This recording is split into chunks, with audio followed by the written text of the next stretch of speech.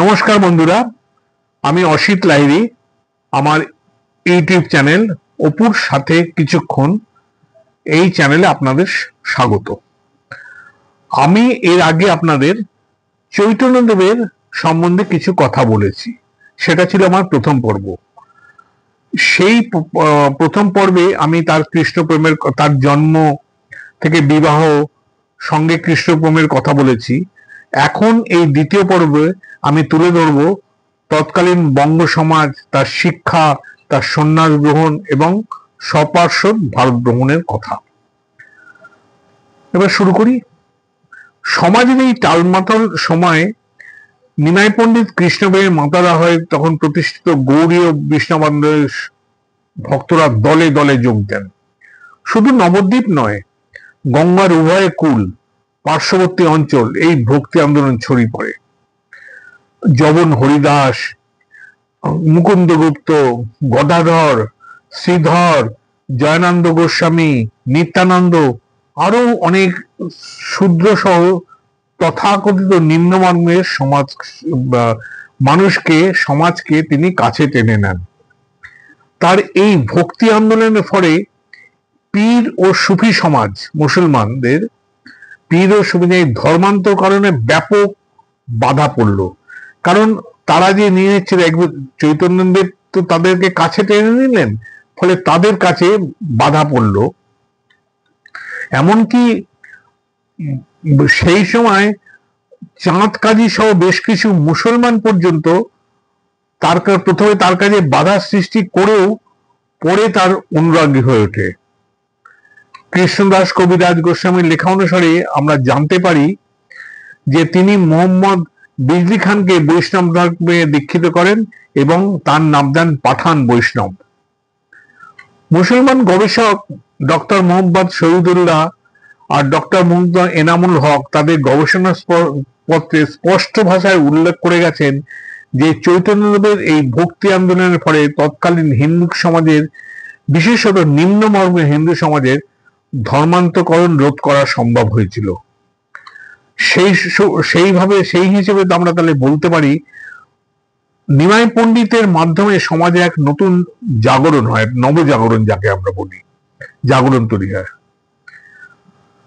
জগন্নাথ মিশ্রের মৃত্যুর পর 1508 সালে নিমাই তার বাবা আর প্রথম স্ত্রী লক্ষ্মীপ্রিয়া তার আত্মার শান্তি কামনায় পিণ্ডদানের জন্য গয়া যাত্রা করেন। তখন তার বয়স ছিল মাত্র 22 বছর। এই গয়া যাত্রা করে তিনি সেখানে মাধবেন্দ্র পুরীর শিষ্য, প্রয়াত বৈষ্ণব সাধক ও সন্ন্যাসী ঈশ্বর পুরীর কাছে তিনি দীক্ষা গ্রহণ করেন এবং কৃষ্ণ প্রেমে নিমগ্ন হন। সাধক ঈশ্বরপুরী তাকে একটা মন্ত্র দিয়েছিলেন, সেই মন্ত্রটা হচ্ছে হা কৃষ্ণ হা কৃষ্ণ। সেই হা কৃষ্ণ করে তিনি তার মন্ত্র দীক্ষিত হয়ে তিনি ওখানে গয়াতে কিছুদিন কাটিয়ে আসেন। নিত্যানন্দ এদিকে চৈতন্যদেবের একজন তার সহযোগী বা পার্শ্বদ বলা যায়, নিত্যানন্দ গোস্বামী একবার নদিয়ার দুই পাপিষ্ঠ ব্রাহ্মণ ভাইকে পাপ উদ্ধার করতে চাইলেন। সেই লক্ষ্যে তিনি ভক্তদের সাথে হরিনাম সংকীর্তন করতেন। সেই পাপিষ্ঠ কারা না, জগাই এবং মাধাই, তারা ছিল দুই ভাই। তাদের বাড়ি গেলেন। দুই ভাই তখন মদাসক্ত, তখন তারা সোমরস পান করে তাদের কোনো বাহ্যিক জ্ঞানহীন অবস্থায় সেই মদাসক্ত মাদায় একটা ভাঙা কলসির তাদের নেশা কেটে গেছে, সেই জন্য তারা একটা ভাঙা কলসির টুকরো নিয়ে নিত্যানন্দকে আঘাত করেন। সেই আঘাতে নিত্যানন্দের কপাল ফেটে যায়। তখন মাথা দিয়ে রক্ত ঝরতে লাগলো। সেই খবর পেয়ে নিমাই সন্ন্যাস সেখানে ছুটে আসেন এবং দুই ভাইকে তখন শাস্তি দিতে উদ্যত হলেন। নিত্যানন্দ তখন বাধা দিয়ে বললেন যে ওই মাধাইকে আর জগাইকে এক এক করে তাদের বুকে জড়িয়ে ধরলেন। নিত্যানন্দের মুহূর্ত থেকে জগাই মাধাই বোধহয় তাদের বোধোদয় হলো যে আমরা একটা ভুল করে ফেলেছি, আমরা মেরেছি, আমাদের বুকে যদি আমাদের কোনো জড়িয়ে ধরলো, তারা তখন ক্ষমা চাইলো। এই ঘটনার পরে শুদ্ধ তারা তখন তাদের মনের পরিবর্তন হলো, তারা শুদ্ধ বৈষ্ণব ভক্তে পরিণত হলো। একটা সেই সময় তখন বলেছিল, নিত্যানন্দ বলেছিলেন, মেরেছ কলসির কানা, তাই বলে কি প্রেম দেব না। সেই থেকে এই প্রবাদের সূচনা, এই প্রবাদের জন্ম হলো, নতুন প্রবাদের জন্ম হলো। এরপরে দিন যায়, 1510 সালে 24 বছর বয়সে তিনি তখন তো তারপরে তো তিনি ফিরে এসেছেন নবদ্বীপে, গয়া থেকে ফিরে এসেছেন। 24 বছর বয়সে সংসার ত্যাগ করেন। মাঘ মাসে কাটোয়া শহরে স্বামী কেশব ভারতীর কাছে তিনি সন্ন্যাস নেন। 1510 সালে 24 বছর বয়সে সংসার ত্যাগ করেন। মাঘ মাসে সেই 1510 সালে কাটোয়া শহরে স্বামী কেশব ভারতীর কাছে সন্ন্যাস নেন। ইনি ছিলেন পঞ্চদশ শতাব্দীর একজন বিখ্যাত সাধক।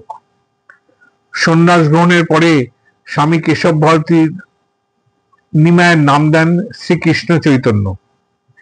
পরে তো নিশ্চিত অবশ্য শ্রী কৃষ্ণ চৈতন্যের বদলে নিজের নাম শুধু শ্রী চৈতন্য নামেই পরিচিত হয়ে ওঠেন। এর অনেক পরে 1535 খ্রিস্টাব্দে সেই দীক্ষাস্থল অর্থাৎ সেই কাটোয়ার, সেখানে একটা প্রায় 25 বছর পরে সেখানে একটা মন্দির স্থাপন হয়। সেই মন্দিরটার নাম হচ্ছে গৌরাঙ্গ মন্দির। তার দীক্ষার স্থানে আমরা এখনো যদি কেউ যাই, তাহলে আমরা গৌরাঙ্গ মন্দির সেখানে দেখতে পাবো। সন্ন্যাস গ্রহণের পরে শান্তিপুরের অদ্বৈত আশ্রমে আসেন। সেখানে তিনি 3 দিন থাকেন।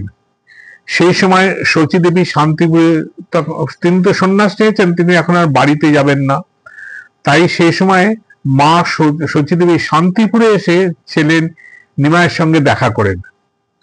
সন্ন্যাসী পুত্রকে তিনি আদি বাসস্থান উড়িষ্যায় যেতে আদেশ দেন।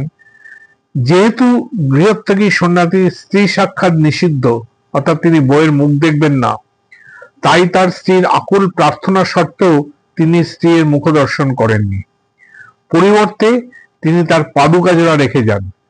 সেই পাদুকা জোড়া সোনার পাতে মুড়িয়ে আজও নবদ্বীপের গৌড়ীয় মঠে স্থান পেয়ে হয়েছে।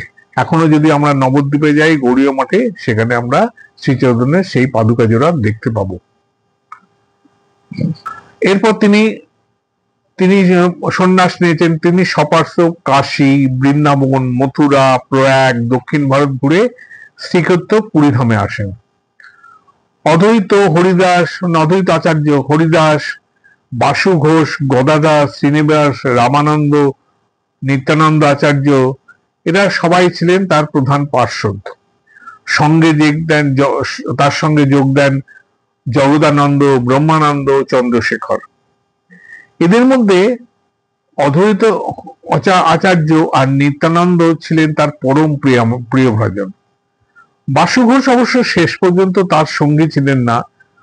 তমলুকে, মানে যেখান দিয়ে তিনি মেদিনীপুরে যাচ্ছিলেন, সেই তমলুকে যেখানে চৈতন্যদেব রাত্রি যাপন করেন, সেখানে তিনি স্থায়ীভাবে থেকে যান এবং পরবর্তীকালে সেখানে চৈতন্য মঠ স্থাপনা করেন এবং সেই মঠের দেখাশোনা তিনি সারা যতদিন বেঁচে ছিলেন সেই মঠের দেখাশোনা তিনিই করতেন। এরপর তিনি ঘুরতে ঘুরতে দক্ষিণ ভারতে যখন তিনি বৈষ্ণব আন্দোলন ছড়িয়ে দেওয়ার কাজে ব্যস্ত, সেই সময় শ্রীরঙ্গমে তার সাথে সাক্ষাৎ হয় তামিল আয়াঙ্গার বেঙ্কট ভট্টের পুত্র গোপাল ভট্টের সঙ্গে। পরে তিনি স্বরগোস্বামীর একজন সদস্য হয়ে ওঠেন। স্বরগোস্বামী কি আমি পরে আসবো, সেটা নিয়ে পরে একটা আলাদা খণ্ড আছে। চৈতন্যদেবের ভক্তি আন্দোলন যখন ব্যাপকভাবে ছড়িয়ে পড়ে, তখন তিনি 6 জন ভক্ত বৈষ্ণব নিয়ে গড়ে তোলেন স্বরগোস্বামী, যেটা বলছিলাম। এই স্বরগোস্বামী 6 জন হলেন, তাদের নামের আগে শ্রীল বলা হতো। এই 6 গোস্বামী শ্রীল রূপ গোস্বামী, শ্রীল সনাতন গোস্বামী, শ্রীল জীব গোস্বামী, শ্রীল রঘুনাথ গোস্বামী, শ্রীল রঘুনাথ দাস গোস্বামী আর শ্রীল রঘুনাথ ভট্ট গোস্বামী, শ্রীল গোপাল ভট্ট গোস্বামী, এই 6 জন। আমি আবার 6 জনের নাম আবার নতুন করে বলে দিচ্ছি। শ্রীল রূপ গোস্বামী, শ্রীল সনাতন গোস্বামী, শ্রীল জীব গোস্বামী, শ্রীল রঘুনাথ ভট্ট গোস্বামী, শ্রীল রঘুনাথ দাস গোস্বামী এবং 6 নম্বর শ্রীল গোপাল ভট্ট গোস্বামী। এই 6 গোস্বামী অনেক বৈষ্ণব রচনা করে গেছেন। সেটা নিয়ে আমি পরে আর একটা খণ্ড আমি বলবো, সেখানে আমি আরো বিস্তারিত আলোচনা করব। তাহলে বন্ধুরা, আজকের মতন এখানে আমি শেষ করলাম। আমার এই চ্যানেলটি আপনাদের কেমন লাগলো আপনারা জানাবেন। অবশ্যই ভালো লাগলে লাইক দেবেন। কিছু প্রশ্ন থাকলে বা কিছু বক্তব্য থাকলে আপনারা কমেন্টসের মাধ্যমে আমাকে জানাতে পারেন। এটাকে সাবস্ক্রাইব করবেন যাতে আমি নতুন নতুন আরো ভিডিও তৈরি করতে পারবেন, এবং অবশ্যই শেয়ার করবেন যাতে আরো লোক আমার এই ভিডিওটা দেখতে পারে। তাহলে আজকের মতন এখানে শেষ করলাম। পরের দিন আমি আর একটা ভিডিও নিয়ে আসবো যেটাতে এই 6 গোস্বামী সম্বন্ধে কিছু বলবো। তা আপাতত রাখছি। সবাই ভালো থাকবেন। ধন্যবাদ।